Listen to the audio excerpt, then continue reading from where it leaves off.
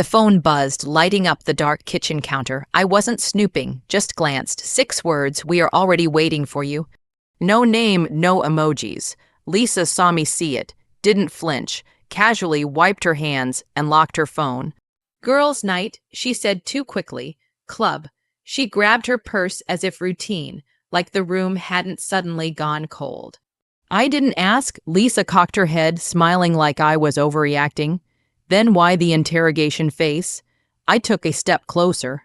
"Because girls don't say, 'We are already waiting for you.' Strangers do, men do, people who want you to lie for them." Her eyes narrowed. "Seriously, one night out and suddenly I'm on trial. It's about dancing. If it's innocent, let me drop you off," I said. She laughed sharp. "God, listen to yourself. High school, check in every 15 minutes, wear a body cam." That message wasn't from a woman, I said. Silence, a flicker of fear, guilt, vanished too fast. "You need black or white, Ethan. Can't handle gray," she challenged.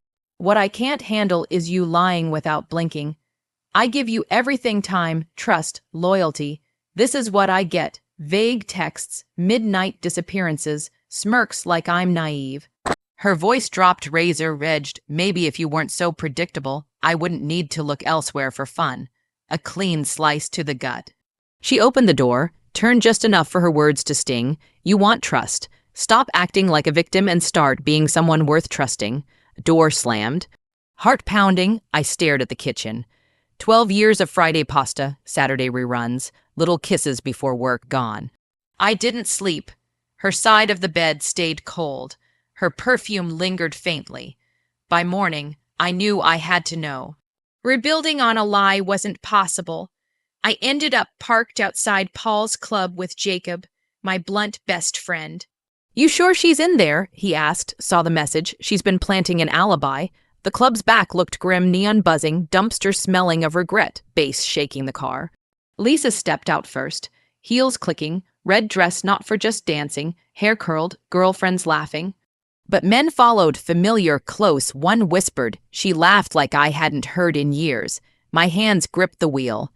"Jacob, tell me that looks like girls' night." From a distance, it could seem harmless, but not the way they touched.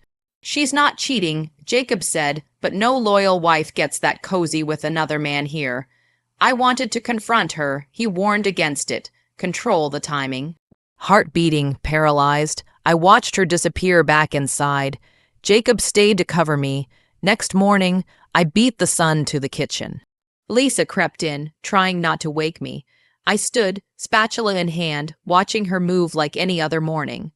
"You get in late," I said, tone even. "Yeah, club ran long," she replied, casual. I flipped eggs, placed plates. She leaned against the counter, mad or not caffeinated. "Thinking," I said, "about last night." I began. "Boundaries."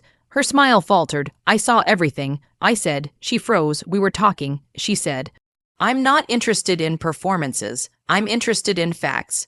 I laid it out, laughing too close, letting men touch her. Connection beyond club noise. She crossed arms. "You're reading too much." "Maybe, but here's the line. No more male friends who make you forget you're married. No more nights like last night." Her expression sharpened. "Sounds like control, self-respect," I said, "not policing, just refusing disguised disrespect." She stormed away, muttering, "I need a shower." I stared at my untouched eggs. It wasn't a rough patch. It was the beginning of the end. I needed to clear my head. Downtown, neutral ground, familiar noise. I ducked into a lunch bar, saw Jacob, rough, tired. We waited in silence, watching people who had their lives intact. "We saw it coming," he said. "Clara had a coworker. She chose trust or the new guy. She chose trust."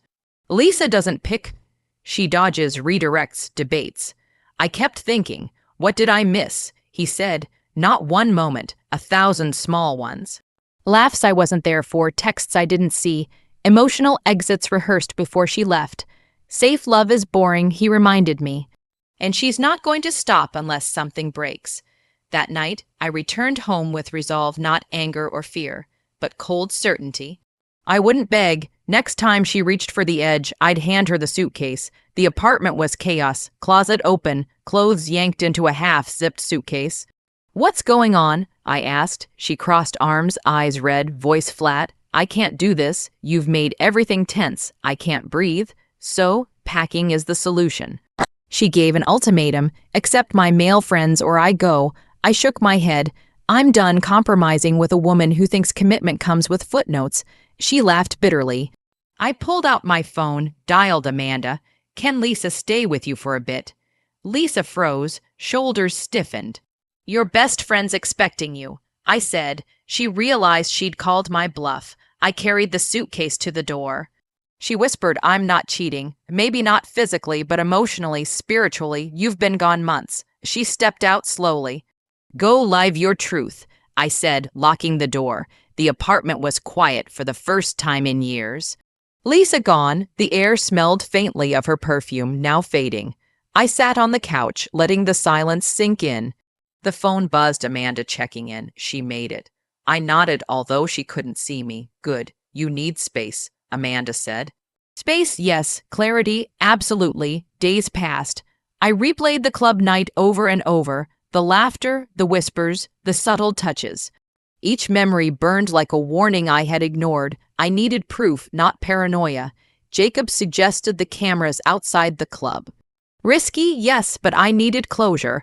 The footage confirmed my worst fears. Lisa cozying up with one man, whispering, leaning close. No direct infidelity, but a pattern. A connection she prioritized over our marriage. I showed Jacob. It's emotional cheating, he said, and she knows it. My anger was tempered with relief. Confirmation is better than doubt. I reached out to Lisa once. Just a text. We need to talk. No reply. Weeks went by. I immersed myself in work, friends, routines that didn't include her. Slowly, the apartment stopped feeling like a trap. The empty side of the bed became a space to breathe, to think.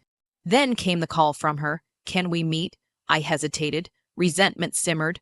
When we sat across from each other at the cafe, everything was tense.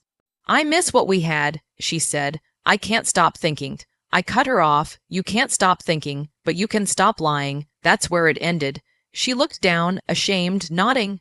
I realized closure didn't require forgiveness, just boundaries. I didn't hate her, didn't need her back. She had her path, I had mine. I left the cafe first, feeling lighter than I had in months. Months later, life shifted subtly but profoundly. Jacob and I started a small project together, a bar/coffee hybrid, our safe zone. On opening night, the place buzzed with laughter, music, and light. I glanced at the door, strangers, friends, life moving forward. No shadows, no whispers, just the here and now. Lisa's memory lingered occasionally, a warning more than a wound, but I didn't chase it. I didn't dwell. Instead, I built a life grounded in honesty, trust, and clarity. And that's when I realized the lesson. Some people don't leave because they want to hurt you. They leave because they aren't ready to be what you need. Recognizing that distinction saved me from years of doubt and heartbreak. By the year's end, I sat in the bar's quiet corner, reviewing plans, listening to laughter. The empty side of the bed no longer haunted me. It reminded me I had chosen myself first. No regrets, just growth, and in that choice I found freedom.